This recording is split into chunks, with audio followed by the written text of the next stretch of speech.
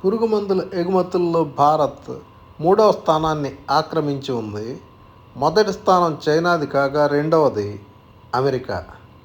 10 ఏళ్ల క్రితంతో చూస్తే మన పురుగు మందుల ఎగుమతులు 3 రెట్లు పెరిగాయి.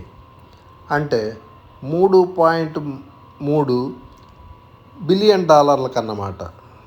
ప్రధానంగా జనరిక్ ఎగుమతుల్లో 80% ఉంటున్నాయి.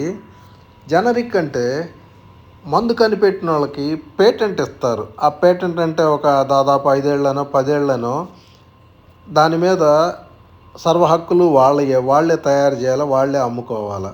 ఆ కాలపరిమితి తీరిన తర్వాత ఇంకెవరైనా తయారు చేసుకోవచ్చు, ఎవరైనా అమ్ముకోవచ్చు అనమాట. అటువంటి మందులు, కాలం చెల్లిన మందుల్ని మనం తయారు చేసి విదేశాలకు ఎగుమతి చేస్తూ ఉన్నాం. వరి, పత్తి, గోధుమ, సోయాబీన్, మిర్చి, ద్రాక్ష, చెరకు, పప్పు గింజల పంటల్లోనే 65% పురుగు మందులు వాడుతూ ఉన్నారు.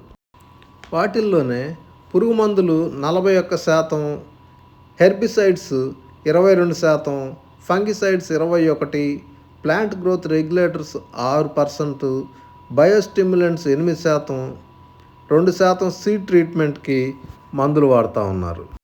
ఇక రాష్ట్రాల వారీగా వినియోగం విషయానికి వస్తే మహారాష్ట్ర, గోవా కలిపి 22%తో టాప్గా ఉన్నాయి.